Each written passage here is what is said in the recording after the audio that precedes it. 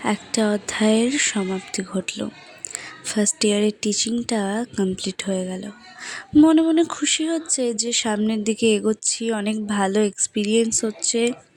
কিন্তু তবুও ওদের সাথে কত খেলা করা, মজা করা, ক্লাস নেওয়া, বকাঝকা করা, ওদেরকে দিয়ে অনুষ্ঠানে নাচ করানো সত্যি একটা আলাদা অনুভূতি ছিল। শুধু স্টুডেন্টদের জন্যই মন খারাপ করছে না, নিজেরাও কখনো স্কুলে যেতে লেট করলে হেড টিচার দিদির বকা খাওয়া, বান্ধবীদের সাথে মজা করা, গল্প করা, মন খারাপ হলে তাদেরকে বলা, একসাথে টিফিন করা, তাদের সাথে খেলা করা, সব কিছুই না মনে পড়ছে। এমনকি দুটো ভালো বান্ধবীর সন্ধান পাওয়া। তারপর শেষের দিন যখন স্টুডেন্টরা তাদের এই উপহারগুলো আমাদের হাতে তুলে দিল না, এগুলো দেখে নিজেদের অনেকটাই কষ্ট হচ্ছিল। তাদের লেখার বানানে হয়তো অনেক ভুলভ্রান্তি ছিল, কিন্তু অনুভূতিটা ছিল একদমই নির্ভুল, সঠিক, স্বচ্ছ আর স্পষ্ট।